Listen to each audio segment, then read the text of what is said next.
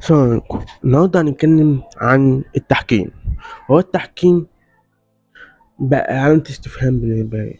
كل ماتش كبير في مصر هو بيتكرر سؤال: الحكم ده هيعدل ولا مش هيعدل؟ الاتجاه معين لفريق معين ولا لأ؟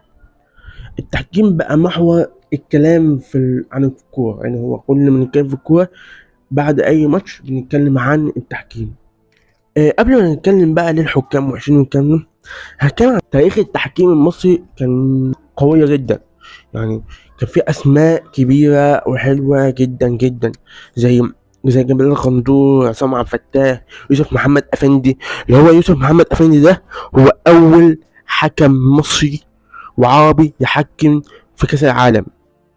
لكن النهارده بقى دلوقتي في ظل وجود تقنية الفار بيحصل أخطاء كارثية. وقبل الفار حتى كمان كان بيحصل حاجات فظيعة. هل ده بقى كان بيحصل عشان انت عارف ضعف في اعداد الحكام، مش عارف تعاقبهم عقاب الكافي؟ وكمان احنا ما نعرفش ايه اللي بيحصل جوه في كلام وتلاقي حكم بيحكم الماتش ده، لا تلاقيه فجأة من هو خلاص انت مش هتحكم. فده بيحصل فبيخلي عدم شفافية حكام. والموضوع ده بقى حل فيه كده ايه، رجوة كبيرة ما بين الجمهور وحكام. ف وكمان بقى اللي انا بشوفه الكبير ان اتحاد الكوره بقى بيلجأ لحكام اجانب. فانت ما انت بتلجأ لحكام اجانب، انت نفسك مش مقتنع بالحكام دي.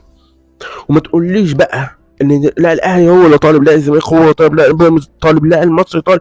لا، انت لو واثق فيهم هتقول لا انا مش، ما فيش حاجه اسمها حكام اجانب.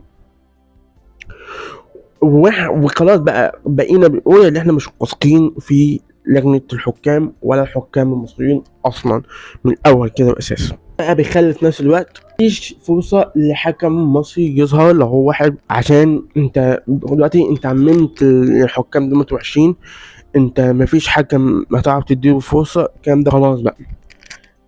اللي انا عايز اقوله التحكيم المصري محتاج تدريب جدا، محتاج اصلاح عشان الجمهور يحس ان في عداله. لو في عداله في الكوره كان الحكم ده عداله في كره القدم، انت لو عدلت الماتش هيبقى حلو، الجمهور مش هيبقى عنده حجه. دلوقتي اي فريق بيخسر هيعلق شماعه الحكام. لازم اتحاد الكوره يبصوا على الحكام. احنا عايزين نرجع التحكيم لنزاهته. وشكرا، ونلقاكم في الحلقه القادمه.